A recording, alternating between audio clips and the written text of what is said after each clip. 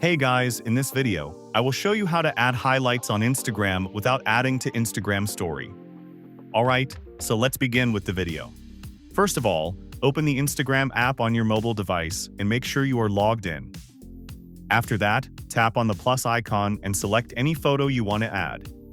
Once selected, share that photos or video to Instagram story. After posting the story, immediately delete your story.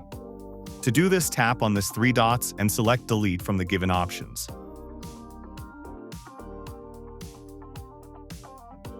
Now, go to your profile by tapping on this profile icon and here, simply tap on the three lines at the top right corner. Here, scroll down and tap on your activity. Here, select Recently Deleted option, and all of your deleted story and post will show here. You have to restore them before 24 hours. To do this, tap on More option and select Restore from the options. Again, tap on Restore and your story will be restored. Now, go back and tap on Archive. Here, select the story you just restored, and you will highlight option at the bottom. Tap on it, and that's it, you have successfully added it to your highlights.